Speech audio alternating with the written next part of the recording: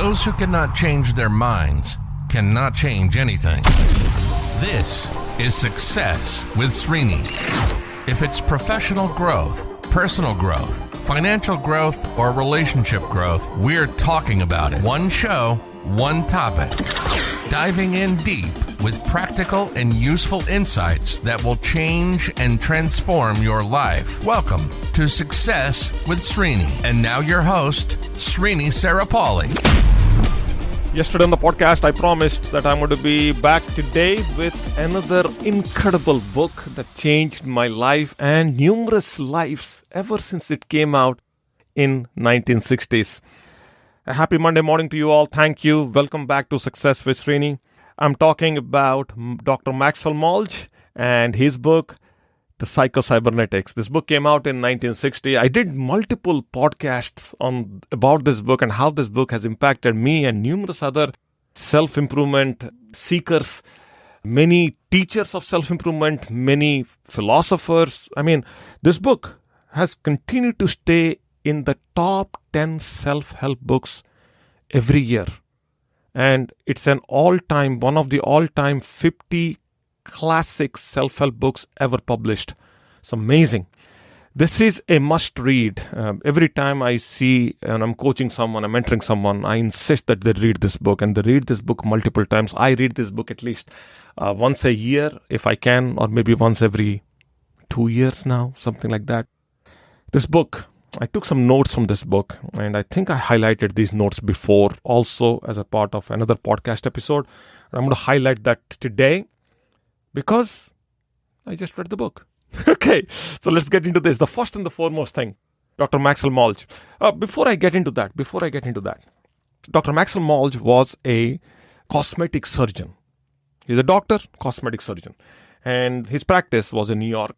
He stayed as a doctor, but he wrote this book, obviously, and his core philosophy is that the reason why people succeed in life or they attain the success they are seeking is because of their self-image.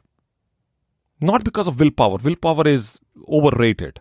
He says self-image. So if somebody's self-image is low, they cannot get to what they are seeking. And they will have stress. They could have ambitions, but their self-image is low. So along the way, they're going to end up suffering from confidence issues and stress and anxiety and all that stuff. All those are byproducts of this. So he says, in order to achieve anything you want to achieve, you need to improve your self-image. And all the work is based on self-image.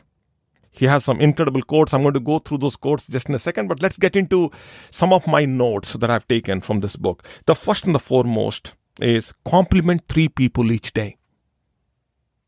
And I'll stay there, I'll stop there. You decide what that compliment is. Compliments are powerful. People love it. Give. And you have as many to give. Yesterday we talked about it. Les Giblin said praise is an incredible compliment, right? So find 3 people and keep praising, right? As simple as that. He says start writing a diary or a journal. So you can plan. You can replenish yourself from some thoughts that might be going wrong, or you'll re-energize yourself. Yeah, if you write a diary or you start a journal.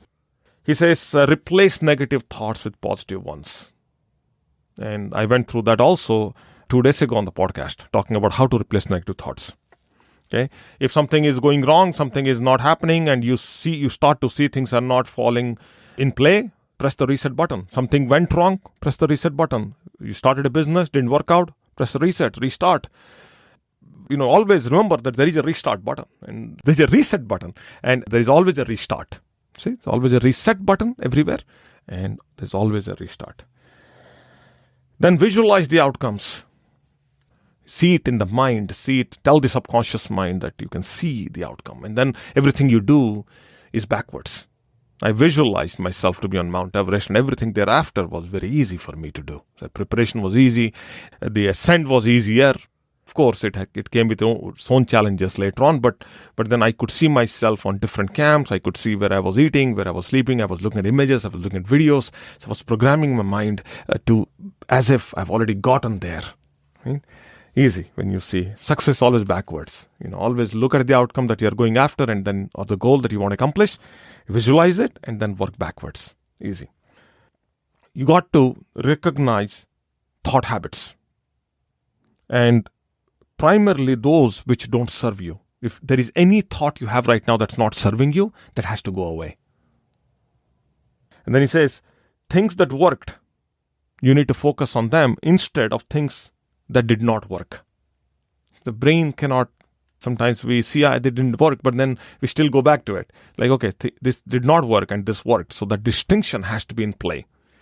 There are so many takeaways from this book. I mean, this is a very, very small list. I'll come back, maybe do a few more episodes talking about some incredible lessons I took from this book. But this is just a start. Maxwell Maltz, incredible thinker. He wrote fiction books also, and non-fiction, fiction. Obviously, non-fiction is self-help books. This book, Cybernetics, a groundbreaking book. The bar is so high on this book. I don't think many books will ever reach the bar that this book has set. He has some incredible quotes that I have at one point printed, actually posted on my wall. Some of the quotes that I still read. You make mistakes. Mistakes don't make you. We make mistakes. Mistakes don't make us. This is an incredible one. Emptiness is a symptom you are not living creatively. You either have no goal that is important enough to you, or you are not using your talents and efforts in striving towards an important goal. You will act like the sort of a person you conceive yourself to be. That's the self-image he's talking about. Our self-image, strongly held, essentially determines what we become. The greatest mistake a man can make is to be afraid of making one. That's a profound one. We age not by years, but by events and our emotional reactions to them. Profound. I hope you take a serious message from what Maxwell Maltz is saying. If I were you, I would go get this book. If I were you, I would read this book. If I were you, I would reread this book. And if I were you, I will keep on rereading this book for the rest of my life, which I do. And I said this on this podcast, so I've publicly committed to this now. Okay, which I do. So there's nothing to worry about committing to something that you're not doing. So go get the book, read the book. Yeah, I'm going to stop here. I want to come back tomorrow. I'm going to talk about another incredible author who changed my life. Actually, you know what? Maybe bigger than that. I'm going to talk about two authors tomorrow whom one I met, one I did not, but both of them changed my lives. Both of their life work changed my life. My life, I only have one life. Okay, so incredible authors, wonderful people. One of them I met, and I'm going to talk about that tomorrow on the podcast. So stay tuned. You've been listening to Success with Srini. Srini is committed to changing and transforming your life, whether it's professional growth, personal growth, financial growth, or relationship growth. Srini has positively touched the lives of over 1 million people through his seminars, webinars, workshops, and radio shows. We hope you've enjoyed the show. Make sure to like, rate, and review.